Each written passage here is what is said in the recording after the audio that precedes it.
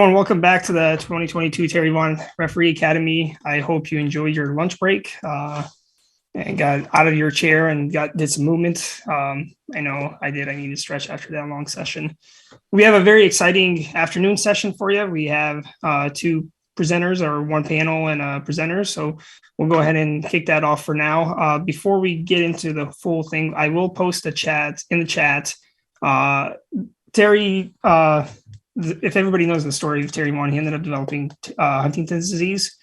So we have a Venmo channel for him where if you are able to or willing to donate, all the proceeds go to him to help him with that portion of it, as well as any sort of purchases you make from today with OSI for the Terry Vaughn referee shirts, HD bands, the shirts, the quarter zips, all that will go, all those proceeds will go towards Terry and the family to help him out with medical bills and other stuff.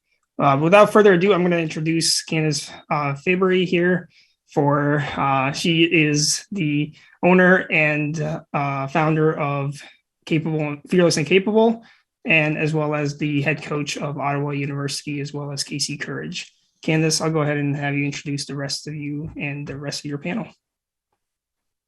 Yeah, Assad, thank you so much for having us on today to talk about mentoring female officials. And this panel is an exceptional one.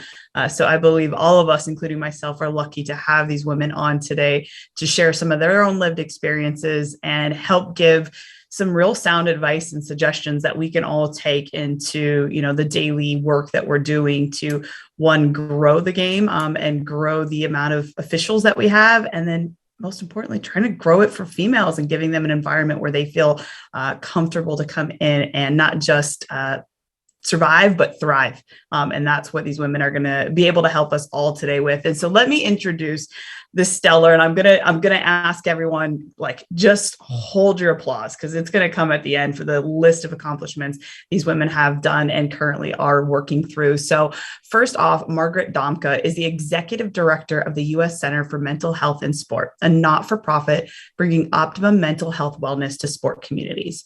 She is also currently completing a PhD at Clemson University, where her research is focused on mental health in sport.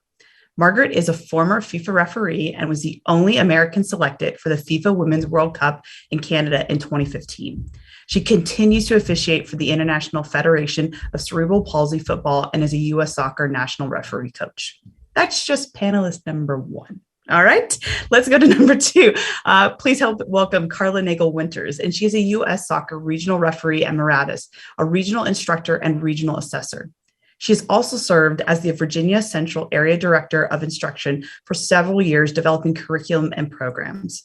Additionally, Carla is a volunteer referee advocate in Virginia for the VYSA Disciplinary Committee.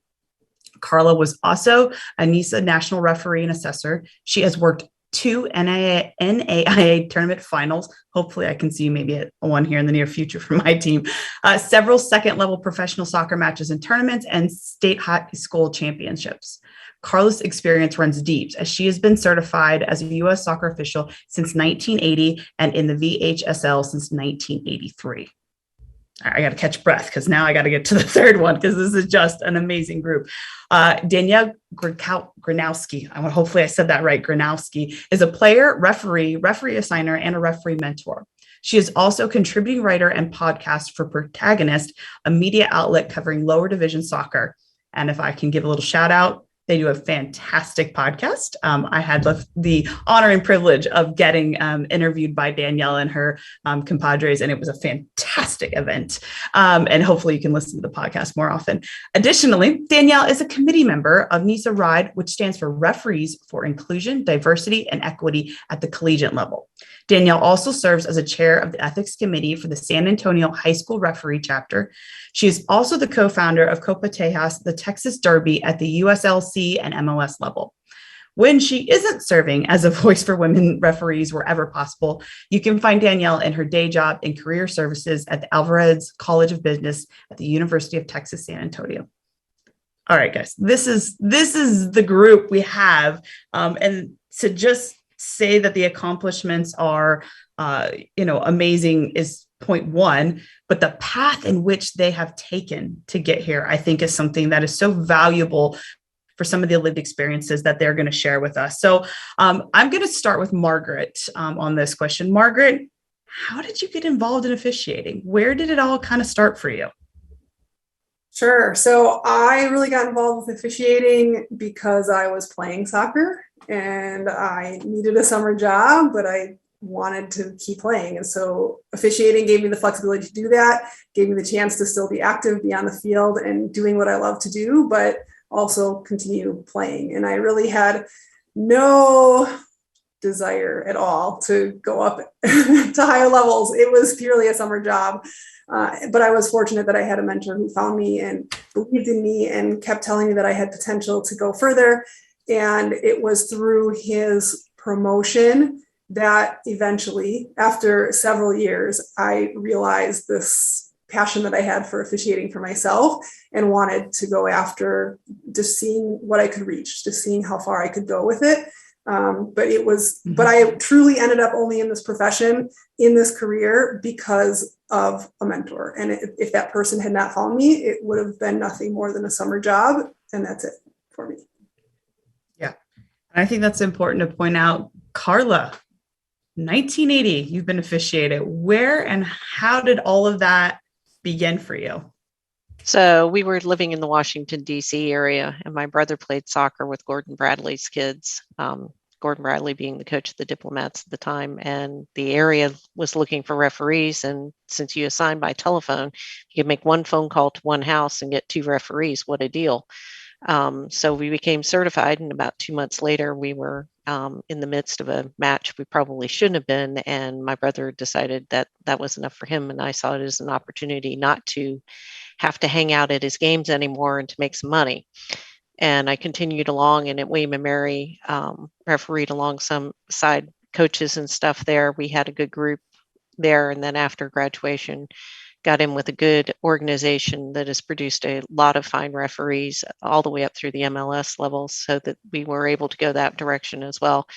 Didn't particularly have a specific mentor for a long period of time, but certainly a lot of invisible hands helped lifting me up and pushing me along and suggesting that I was good enough. Ooh, we're going to get into the invisible hands. That's a great way to line that up. Danielle, okay. Have you been a Texas girl your whole life, or where has this all started for you? No, so this all started, I was a volunteer assistant coach for Randolph College in Lynchburg, Virginia, which has a very, very small footprint in the soccer community. And I wanted to make money, just practically speaking. If I'm going to volunteer and do something in soccer 2-3 hours a day, every day, travel, on a Friday and a Saturday, I was like, I need to start making money. So I was like, well, then let's referee. And so I got my badge actually out of Charlottesville, Virginia. And a week later, I moved to South Texas.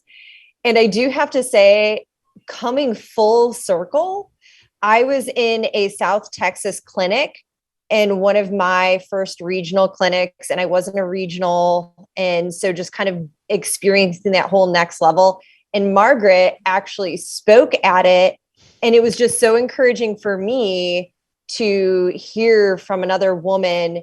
And it kind of kept me going and just gave me someone to identify with, or someone to say, hey, if she can do it, so can I. So full scope, Margaret, here's a little footprint that you probably would never have known, but you speaking, I think, made an impact on all of us. And I still remember some of the training sessions you talked about, and I still, incorporate them into my training as well.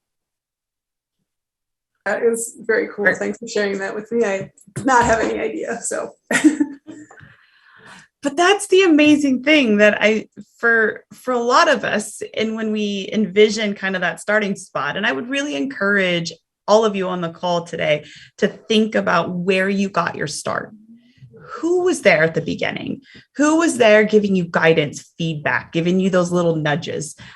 Who was there giving you that advice on the next steps? And I think that's all important for us to think about, as individuals, and where our journey begins at any point in terms of an identity we hold or profession we hold.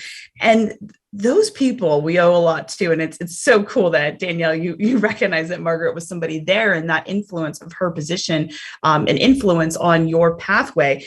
And so, I want to throw it back into Margaret, your hands with that recognition. You mentioned a little bit about mentorship, and where did you see the value in that relationship and those people that kind of stepped in to assist and be there for you as you were beginning this journey and even starting to, find your way climbing up the ranks? Yeah, I think that the mentorship piece was always incredibly important for me. I know I struggled a lot with confidence throughout my entire career. And so it was super important for me to have mentors who believed in me and could express that belief in me so that I could understand the things that I was doing well. And I think sometimes when we're in the referee world, when we're assessed and we're critiqued, our coaches and our assessors mean the very best, and they're trying to help us get better. So they point out the things that we can do better. But I tend to hear the things that means I'm not doing correctly. So it was super important for me to have those mentors who were also saying, yes, but look at all these things you're doing well also, so that I wasn't beating myself up. And I think in addition to that, one of the main pieces that was always vital to me with every mentor relationship that I had was that it was someone that had a relationship with me beyond just what I did on the field. They saw me as a human being, they saw me as a person, and they treated me that way. So I never felt like what I did on the field was going to change their opinion of me. My identity for them wasn't my foul recognition. It wasn't my speed on the field. It wasn't my performance that day. My identity was me as a person, and then they could help me get better as a referee. And that was incredibly important in all my mentor relationships, is that it wasn't just soccer. It wasn't just on the field. It was me as a person. I think that's crucial for all of us to remember, that we hold multiple identities. We do these other things in life. And when we have people that care about how those other identities are going to impact, the performance we have on game day, I think that's a really crucial piece. And that I love that you said beyond, and that they're not going to hold that day's performance or critiques as something that means the journey of the relationship is ending. And that's really important. And so, I'm Carla, the invisible hands. What did you mean by that metaphor? That's a fantastic one. So for me, it wasn't having one particular person. There have been people that have greeted me at different parts of my journey and escorted me through those parts. But there also have been people that I didn't realize were assisting or doing things behind my back or anything. The first fourth official assignment I ever had, which was before fourth officials, I basically got a call from our SRA saying, you're going to get a fax from Chicago about a game assignment. What's a good fax number for you? And so I ran upstairs, and when I looked, it was to be a fourth official on the U.S. Women's Germany game for one right after the first Women's World Cup, as they were doing their tour in the United States. And fortunately, somebody talked me through the things, because back then there wasn't this whole guideline of, blue blazers and, outfits. And, oh, by the way, you got to be there 2 hours ahead of time. And so that took me to another step. And then as I met more people, I met Bob Perry was the assessor on that game, and Sonia Denoncourt was the referee.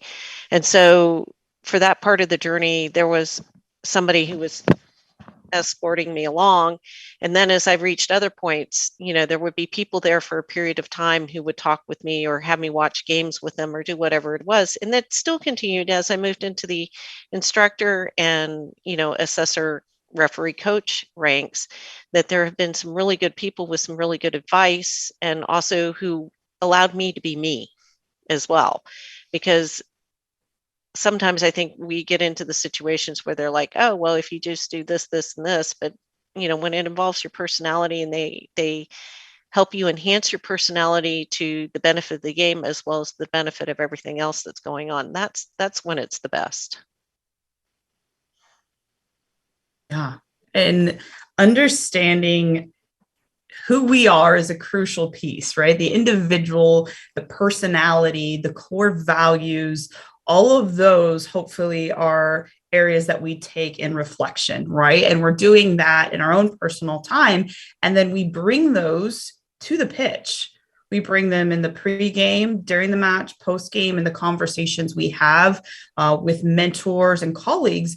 And Danielle, in that light of being a bit more accessible for those conversations, what are some simple ways that we can start to open those doors a little bit wider, particularly for women, to have the opportunities for mentorship if that's seeming a little tough or a little bit hard to find for certain individuals?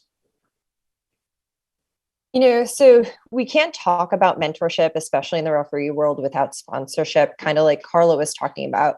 You need those people behind those doors talking about having those opportunities for accessibility, having those opportunities for, hey, I believe in her, she can do the next game. And sometimes for me, that was all I needed. I didn't need someone next to me telling me I can do it, because if you believe I can do it, you'll give me the game. You'll promote me from a U15 boys match to a U17 or an amateur match.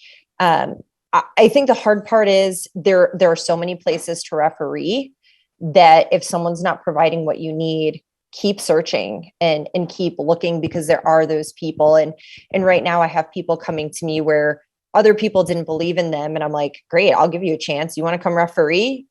For me, I have zero problems with you. I've never had a challenge or an issue. Other people may have, but I'm still going to work with you. I'm still going to keep giving you those opportunities. You're going to text me. I'm going to answer. You're going to email me. I'm going to call and give you those things. And I think it's especially important for women, as sometimes the management of players, coaches, in tactics that I receive, it's different from a man telling me what to do than from a woman. And some of those tools just are different. And a woman on a men's match needs different tools. And so I needed to find those women and find those friends and hear from other places of, yes, the information that I was receiving was good and correct. But for me as a woman, when I implemented it, it became like, I was like, nope, I'm putting myself in a lot of trouble. And that's the last time I'm using that player management style or that game management style. So it's hard, but sometimes you've got to keep finding them and look for peer mentors. Find another woman on a field and search her out and ask her, or say, can I watch your game? Or search for those opportunities and dig for those. And it's sad that we have to say dig for those, but they are. If you need to go to another city to get another perspective if you're not getting what you need, or go to the field in San Antonio, Texas. There's hundreds of fields that you can literally, find the area that you need that's going to serve you the best, because referees are in need, and I'm going to provide for you what you need so that you'll continue to work for me. So yeah, those are just, we could talk just about that for the whole session. You could. Yeah. We could. That is a big thing. And Margaret, I want to throw kind of to you that the confidence piece, and then this blend of self-advocacy.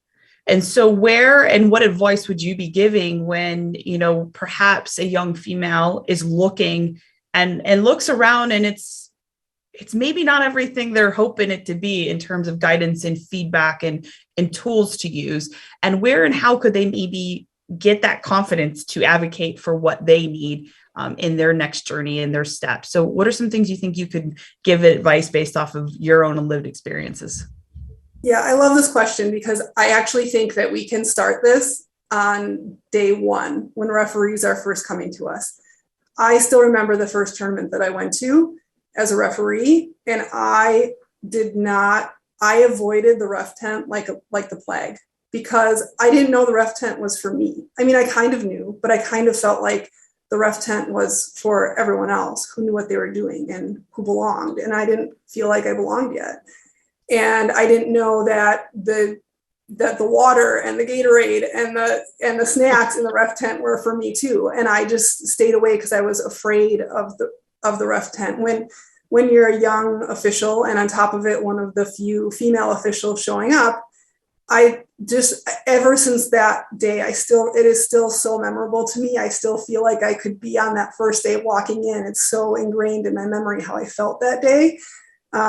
and realized how important it is from the very first time referees show up at our field to have someone else start talking to them.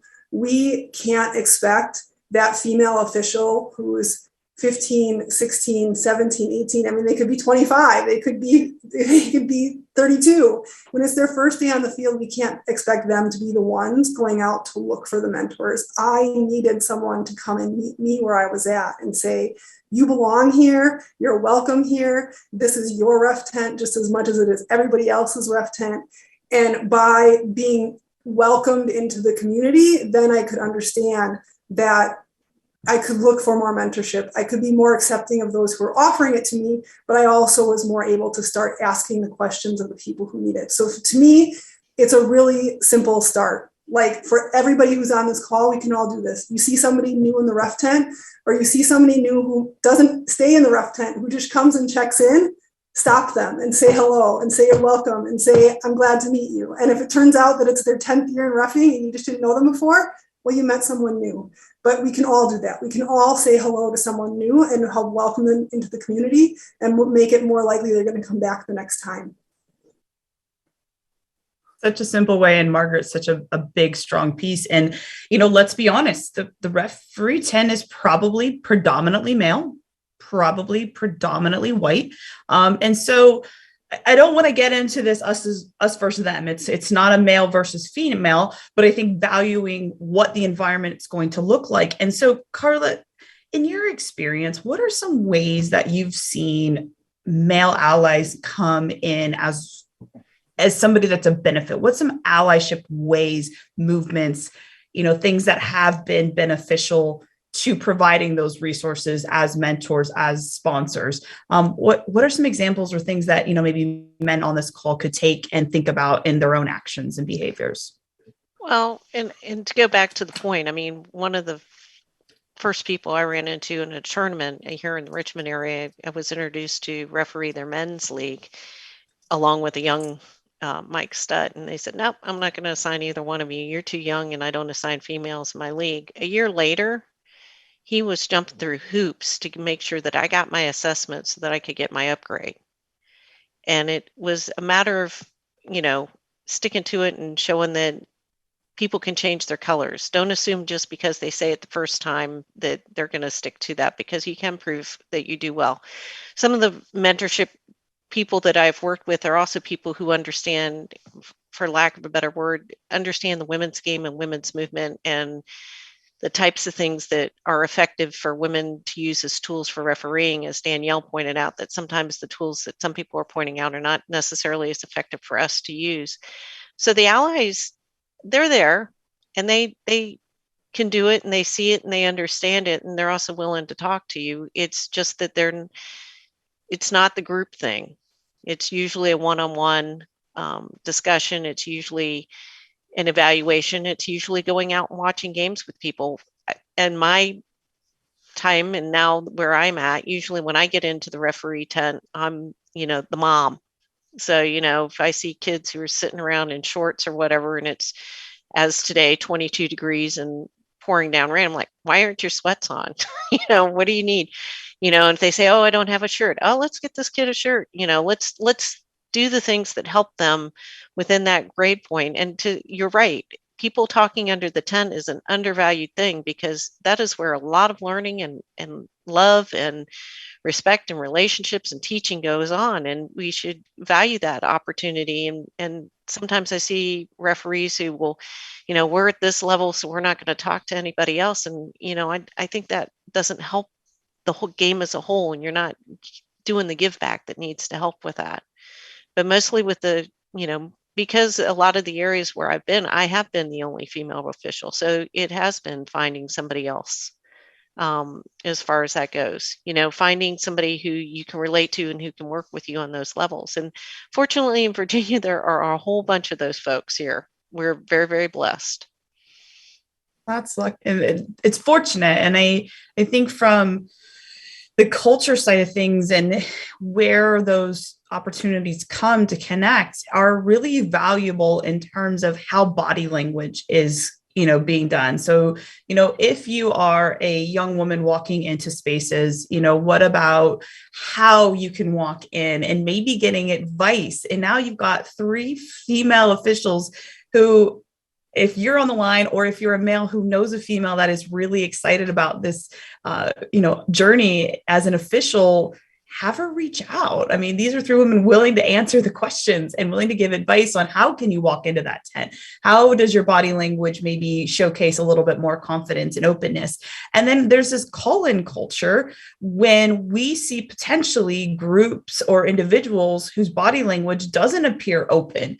How can we call them in and just say, hey, do you realize sometimes when you're like this or presenting yourself like this, it's really hard for a young official to maybe feel comfortable to come up and ask you questions. And so we've got to have both a recognition and accountability to ourselves, and then an accountability to that culture that you're trying to create collectively. How can you call people in and say, listen, we've got to think about what this says to someone who's new, and especially a young woman. And so how those things can come across. And I want to get to this question. It's blunt. It is what it is. And I think advice from you all is going to be important here. Amy asked, what if you live in an area where the assigners tend to stick to traditionally men and not women for opportunities? We talked a little bit about the self-advocacy. We're talking a little bit about that confidence, but obviously all the assignments are not necessarily coming in the tent environment. So where and how could they potentially advocate for themselves? What are suggestions you would be giving if they see trends of assignments not particularly given to women? It's open. Who's got it? So I'm going to say, if you find out, please let me know. I referee our adult men's, women's. I do unsanctioned Mexican, where there's USL players in between assignments who play there. I will get in the middle. I will do solo centers with unsanctioned Mexican men's league. My club level can't get over a U15 boys match. 2 years, I keep asking and can't get over a U15 boys match. So I'm going to say, I don't have all the answers. Know that you're not alone in this. But what I would say is, for me in our area, is to keep going up the channel. And if it means you need to email your SRA and say, hey, I have this question, and this is what I'm seeing. They may not know and they can't help you, or maybe they can advocate and say, hey, what's going on here? But if you need to go all the way up the chain, then you need to do that. And if you're still not getting information, you need to keep asking and keep getting questions. Say, hey, I want to know, but no one's giving me opportunities.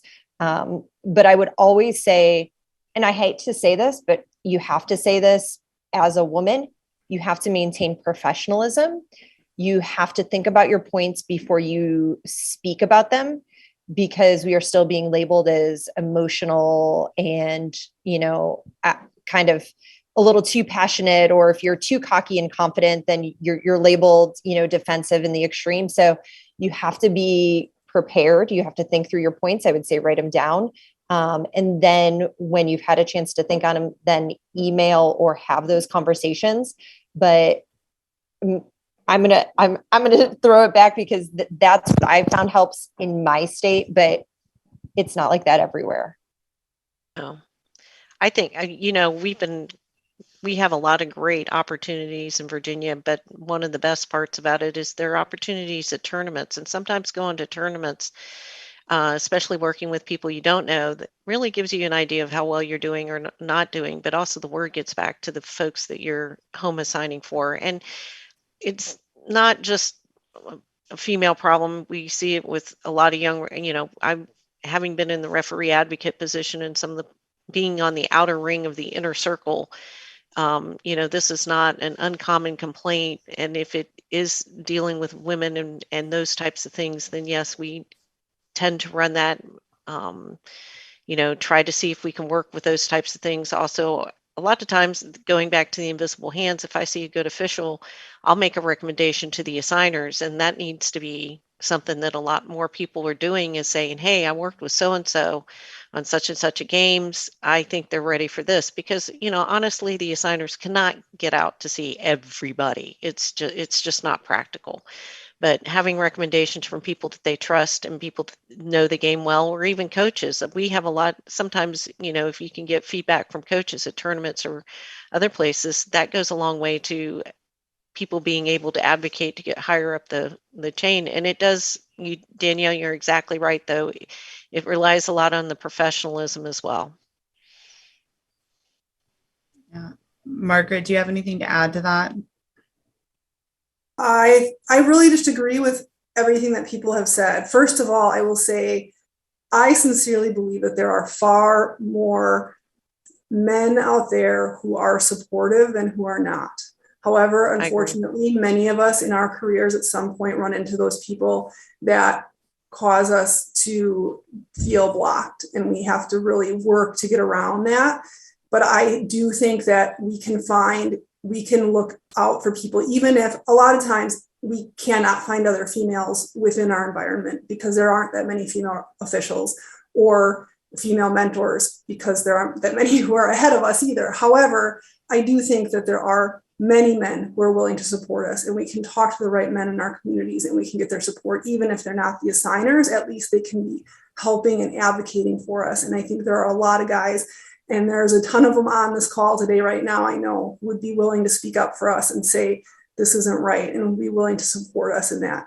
And then it is to some extent, it is on us to also, it is kind of a pain to have to travel outside of our own area or have to work with assigners who aren't the ones closest to us. But sometimes in order to get through these barriers and start convincing people otherwise, those are the things we have to do. And I'm going to reiterate again what was said earlier by Danielle, that this is not, please don't ever feel like you're alone in this. I can tell you that as a FIFA referee preparing for the World Cup, I had an assigner tell me that they couldn't assign me to a 2-year college men's game, like very low level game, because they didn't know if I was capable of handling the game or not. And then, and I went and watched another game at that same college later, and they had a level 7 or level 8 USSF referee, but obviously they were doing college at the time, but on that game.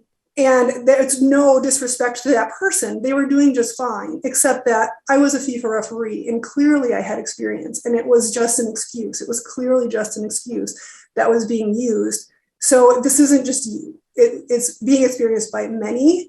And so it's difficult, but no, you're not alone. And no, there are lots of men and women out there who are going to support you. And so just keep working to find those relationships, because people will advocate for you. Mm-hmm.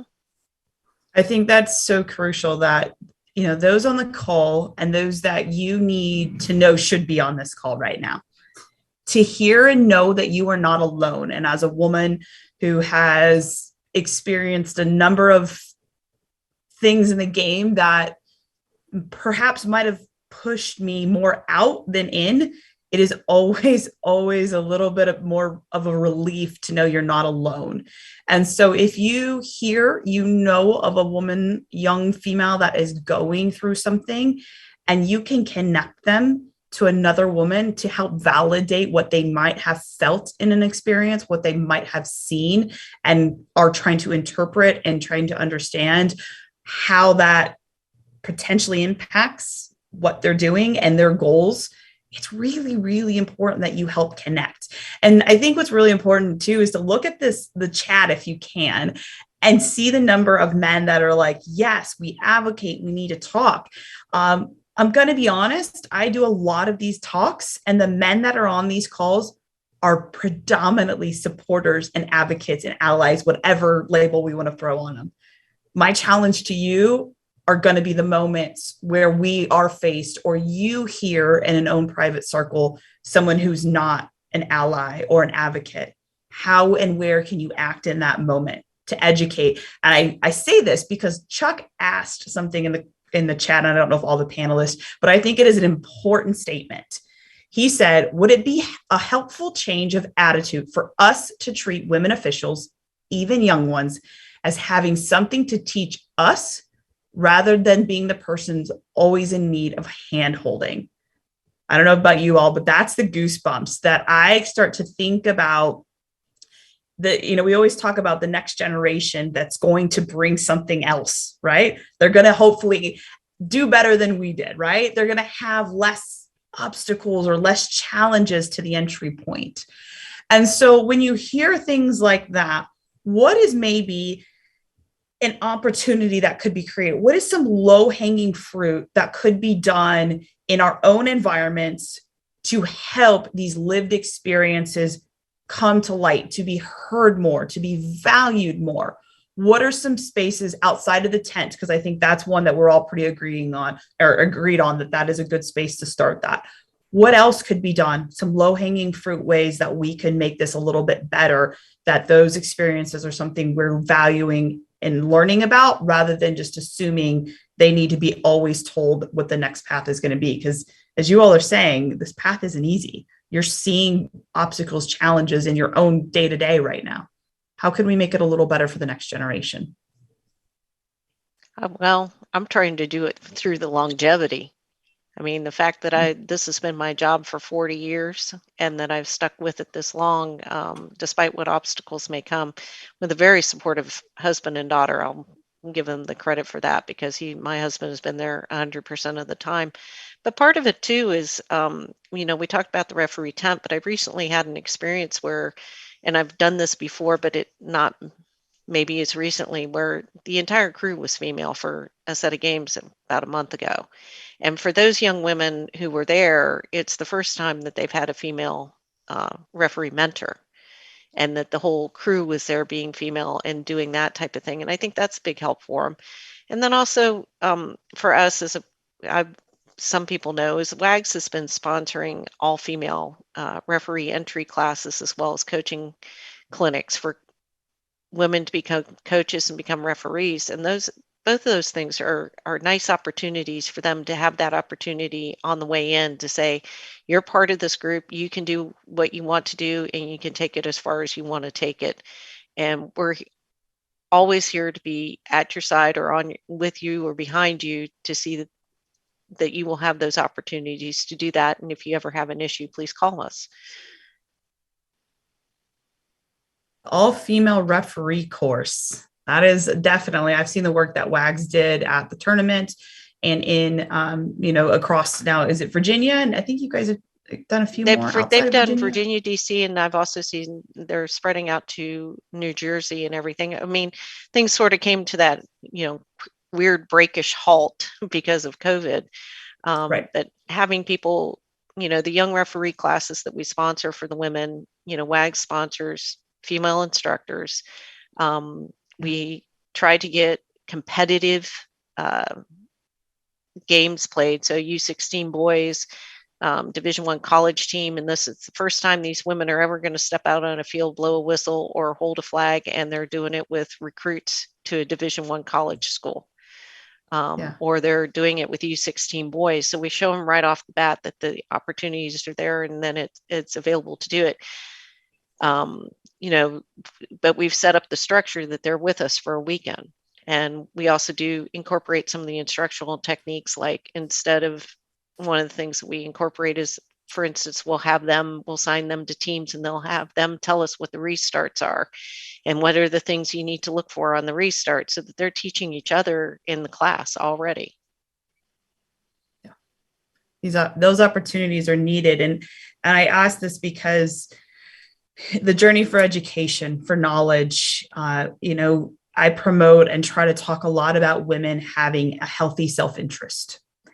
And that's because it's no shock, no secret that women are facing issues and obstacles on a daily basis. And we've hit on some of those.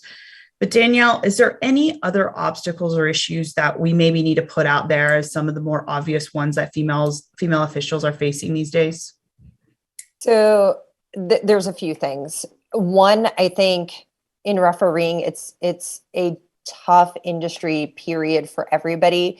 And I don't think there's enough positivity going around, like male, female, young, old. I don't think we can be encouraging enough. And you can be a mentor without having a formal mentorship situation by saying, hey, congratulations on your first center. Congratulations, you're doing great. there's not enough of that. And that's the basics for any mentorship, any coaching. The other thing that I'm going to say, and this is really more at an assessor and a referee coach level, is we need to focus on treating women the same through coaching and through assessing. And Indra Nooyi, the PepsiCo CEO, talks about how with women, we say, you did a great job, but I don't think you're going to be good enough for this. Where with men, we see them doing an okay job and we say, well, you did okay, but I think you'll be great and you can handle this later. And I think we do that in referee circles where when we're evaluating people, we judge men on an unseen potential that they may or may not be able to do and may or may not be able to meet it, but we're advancing them because of something that we think they could do, even though they haven't shown it on the field yet. Where with women, they're going out and performing with excellence. And we're like, nah, I don't think you can do it. Like in Margaret's case, you're FIFA, but I don't think you can do this low division, men's college match. And a perfect example of this is most female officials who are heading at a higher level or moving towards a regional role. I've started to notice a pattern that assessors and referee coaches in a debrief, the first thing that they say is, well, you need to work on your fitness or your body type isn't the right one. We need you to look like her. And when you talk about challenges for a woman, that's just destructive. Like we already get enough of that from everywhere, from the other women, from like, I want you to tell me laws of the game. What calls did I miss? So we're focusing on small aspects with women where we're giving men laws of the game conversation. So their knowledge of the game is progressing and they're moving forward. Where with women, after the fourth time of being debriefed and someone saying, well, I don't think you're fit enough. And I'm like, well, did I miss a call? What call did I miss? Where did this hamper? Was I in the correct position or is it a perceived lack of fitness? I was in the right position, but just not. And so, but I'm finding that's with across the board, even very fit, trim women. It's like, well, but your fitness, your body shape isn't what we are looking for. I lose respect for the people that are saying that. And so as an assessor, are you cutting off the openness that you can now have a dialogue, or have you just shut down the person that you're talking to? And so I think for me, that's just one thing I see that's destroying young females that have potential or maybe just are passionate about the game. Talk to me about FIFA considerations and laws of the game. What did I miss? Let's talk about the game strategy and mechanics. I'm tired of society and the world telling me you don't look like we want you to look, but you've never asked me a question about laws of the game. And that's pretty much my debrief. And I'm like, okay, so I'm now questioning your knowledge of why you're even in this position, if that's all you can tell me. And so I just see it across the board with all women. And I think it needs to stop. And I'm super passionate, which I saw this, and that's why I've chosen to become a referee coach and a signer, is because women don't need to hear that anymore. And that's going to hamper them from moving forward in the field. And it's just destructive. And that's where we need to be more positive. We need to say those positive things. And it's amazing how some of the females I know who are on a path to pro, if I call them, well, because I see the pro assignments and I'm like, hey, congratulations on this game. They're like, thanks, you're the only one who's supporting me. Thanks, you're the only one who's saying anything positive.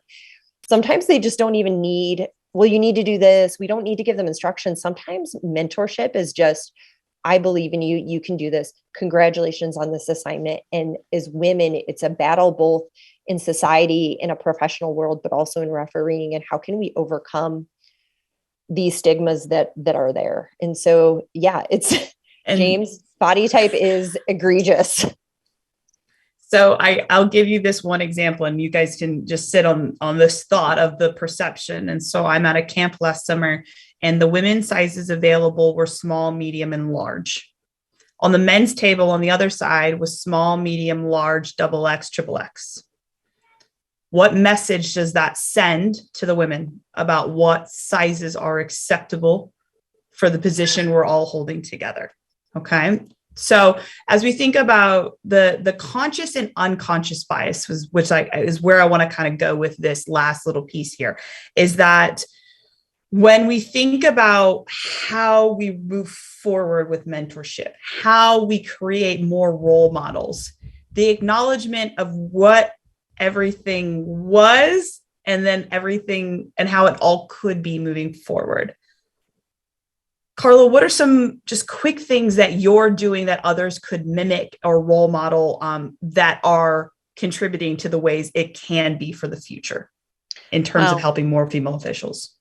I go back to remembering the people who came before me, Jan Allen, Cookie Ketchum, Sue Frank, all these people. There were women before us, and there are more coming along the way. And just being an example out there, just being out on the field, is a lot of times the way that people see that, because then they see you running and everything, and they may not have seen me for a while, or they may not have seen me at all in doing that. But also, as I catch, as I do instruction, or I'm at a tournament, or even if I'm out doing a local game, a lot of times I'll catch with a referee and say, hey, let's go. Oh, you're waiting around for a ride until your ride gets here. Let's go over here and watch this game and talk about what's going on. And I think that's the casual part of it, is making the friends and doing the things. On the instructional side, we were involved a lot for a while with the instructional materials and everything that we did for the state of Virginia. And we tried to develop creative and cool things for them to do, as well as to look at things in certain ways. For instance, we would show a foul in a guy's game of, some pulling, some grabbing and everything else. We'd show a foul in a women's game, and invariably, people would say, oh, this thing is so much worse. And I'm like, no, it isn't. It's the same foul, just the different way. If you're not going to call it in the guys' game, don't call it in the women's game. You need to do that. And for a long time, when we were upgrading referees, I taught a class for regional referees on, evaluating the women's game. How do you referee the women's game? What are the things that you're looking for? So they would start looking for the types of things that we need, the specific drill down stuff that people need to look at, whether they're evaluating a female official so that they're not picking on the body type, or the fact that they're maybe not as speedy as, Speedy Gonzalez over on the other side. Those are the types of things. It's got to be sort of one-on-one connections, as well as just people being a good example. And I've tried to be a good example all the way through. I'd say you're doing a pretty good job there, Carla. Margaret, what are some things that you're doing in your environments to help role model and support the next generation? Sure. First of all, I think just my role right now as an executive director of a new not-for-profit, I am really trying to use my background in the referee world to try to help every day push forward our mission. And as an organization, we are not only addressing athletes and coaches and administrators, where so often the referee community is missed. And that is a really huge part of what we're trying to do, is make sure in my ideal visionary world, not only are we serving the referees as part of what we're doing, but we're making sure that referees are considered part of that bigger community, that we're not a separate entity, that we are included in all of these things. And every time we talk with groups about having training, we say, and make sure your referees are invited too. Make sure that they are in the room with the coaches and with the parents and with the players. We want them all together.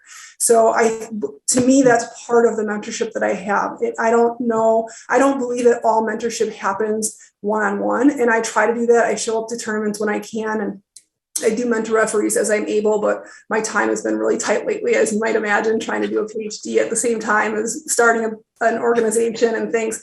But I will say that too. I think that is a role that many of us also play, is in addition to that one-on-one mentoring piece, is what happens behind closed doors when policies are being made, when decisions are being made, that the referees may not even know that we've done that. And I'll give you an example.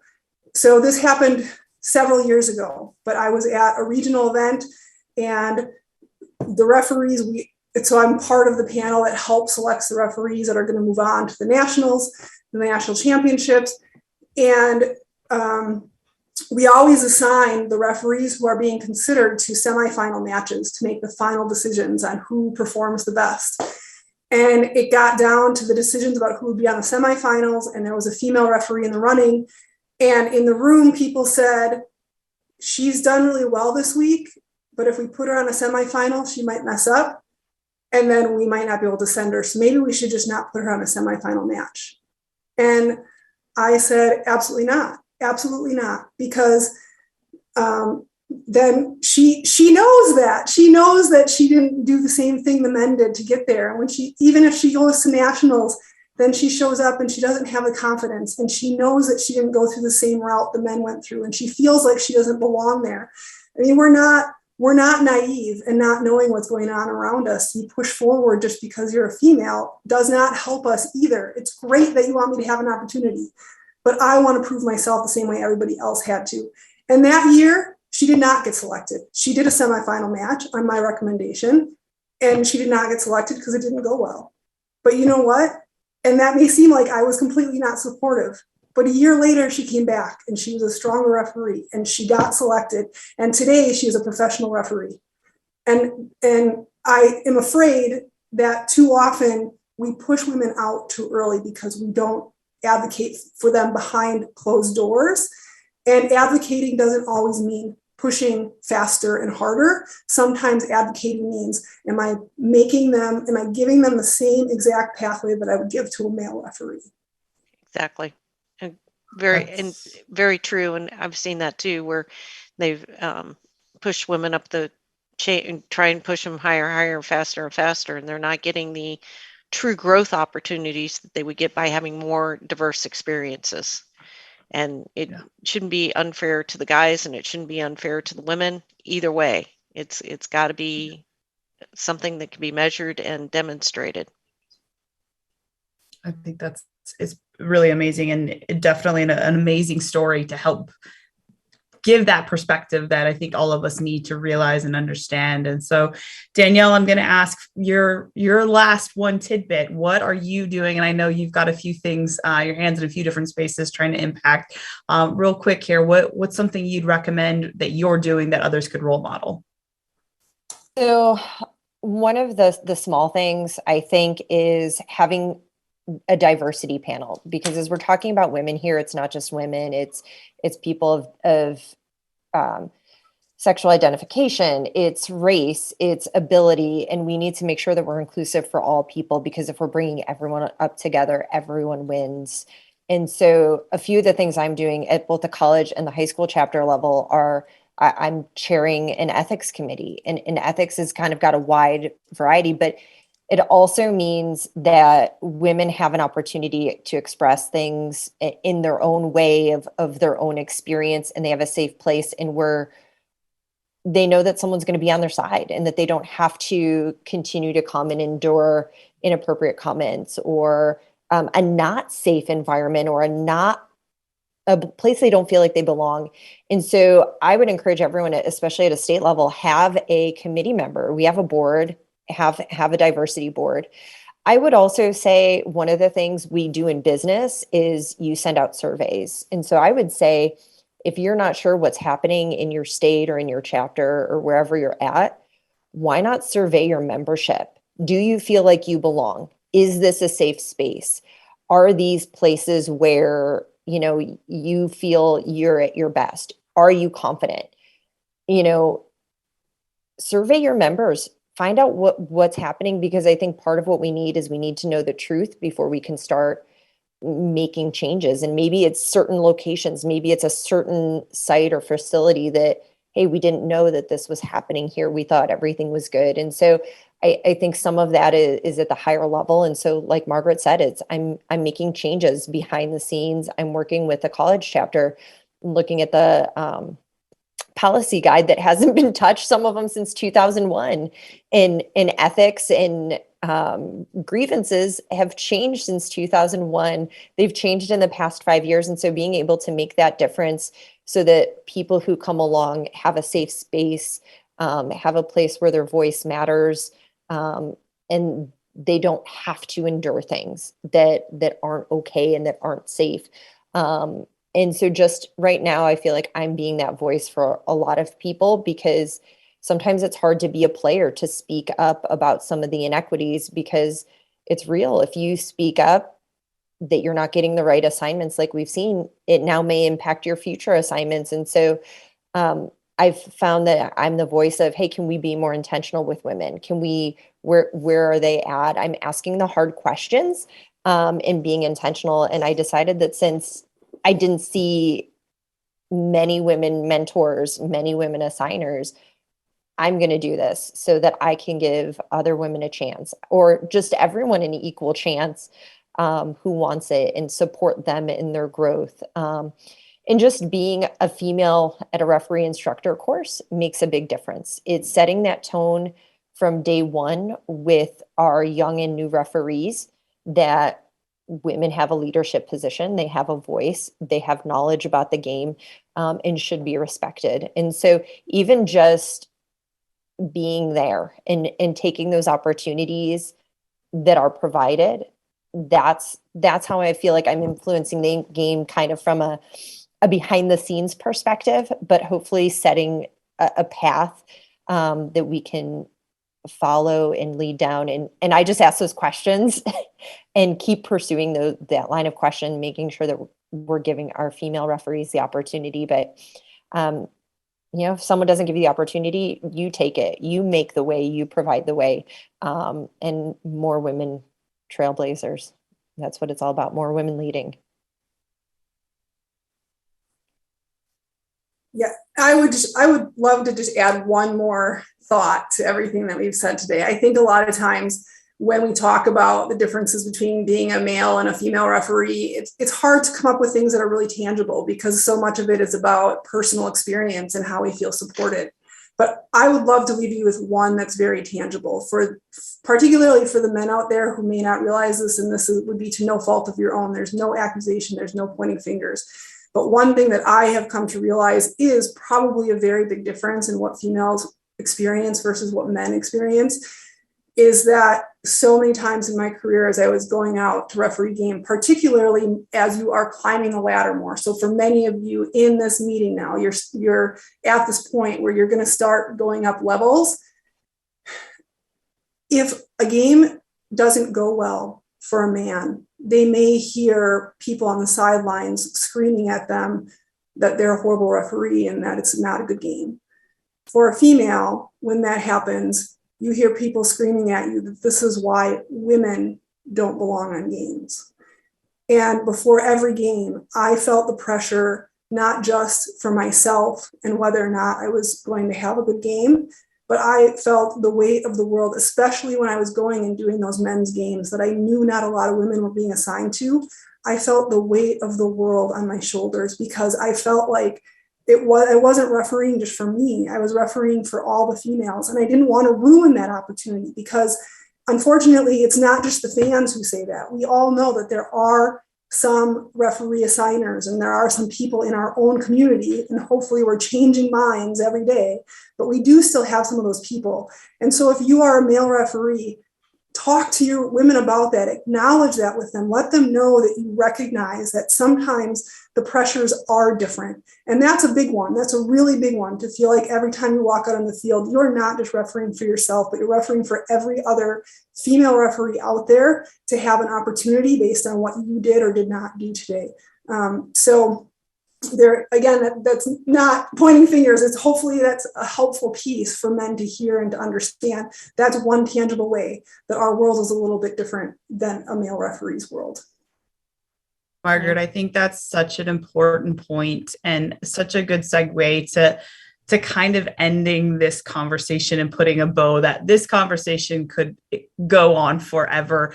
And I think it's because there's a lot of movement in trying to understand what women are experiencing, to try and understand why women are not leading in more spaces, to try and understand how we get young females to see a path and career in sport as something that is 100% possible for them.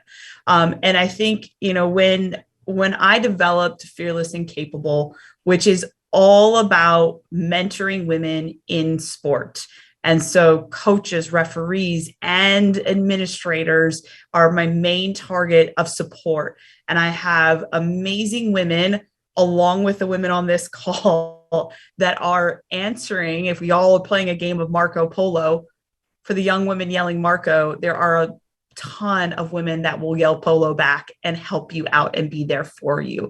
And so I really want to take this opportunity to really understand for everyone that the value of you sitting in here and listening to Carla and Margaret and Danielle share experiences, share the work, share the passion of what they've experienced and what they want themselves and the next generation to experience, I think is really important. And that's a start to all of this.